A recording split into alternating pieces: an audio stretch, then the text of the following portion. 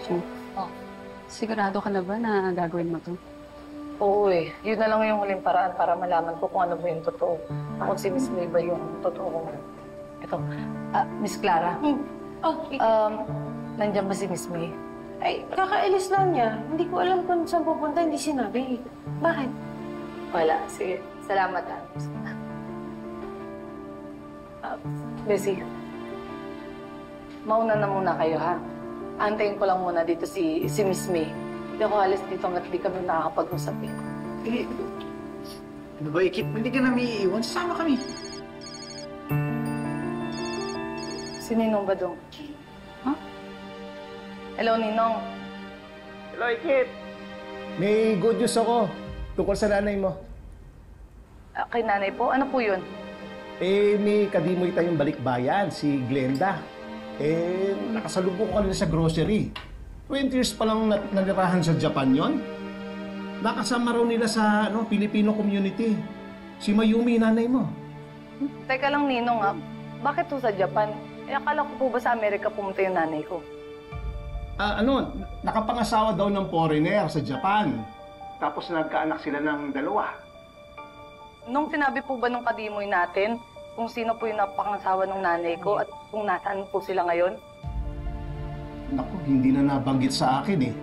Kasi nagmamadali. Pero nabanggit sa akin ni Glenda na nag-confirm daw sa reunion. Reunion?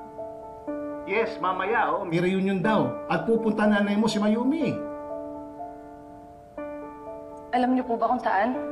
Kaya nga kita tinawagan eh. Kaya mo, ite-text ko sa iyo mama yung complete address para mapunta mo nanay mo. Sa wakas, magkikita na kayo. Salamat po, Ninong. Sige po, salamat. Ano daw? Diyan nyo lalong tumitindi yung hinala ko. Kasi parang nagmamatch yung sinasabi nung nakakakilala sa nanay ko sa sinasabi ni Miss May. Tama ba yung narinig ko? May reunion daw sila? Hindi kaya doon pumunta si Miss May kaya wala siya dito ngayon? Kailangan kong pumunta doon. Kailangan kong pumunta doon para makumpirma ko kung si Miss May ba at yung nanay ko ay isa. Para masabi ko sa kanya na ako yung nawawalan ng anak. Sama ka namin ni Kit. Ano nang iwan? Sama kami sa'yo. Salamat.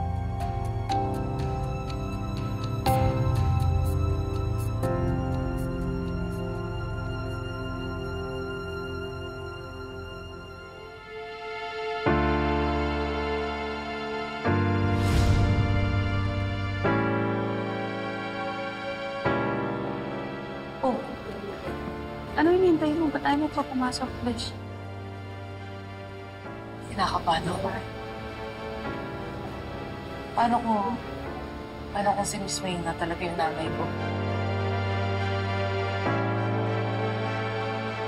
Tapos nandiyan talaga siya sa loob. Tapos malaman niya talaga na ako yung tunay niyang anak.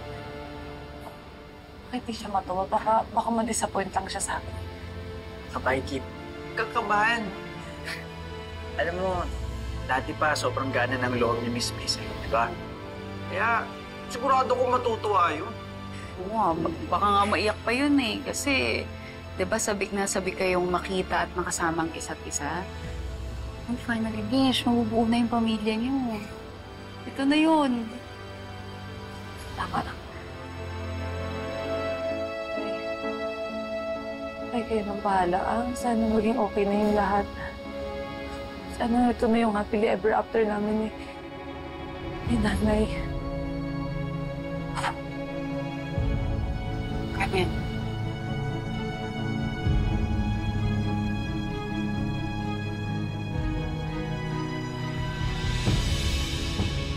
Hey, po.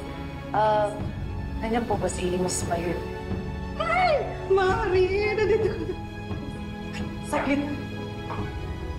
Ma, pagdating na lang sa table ko yan. Salamat.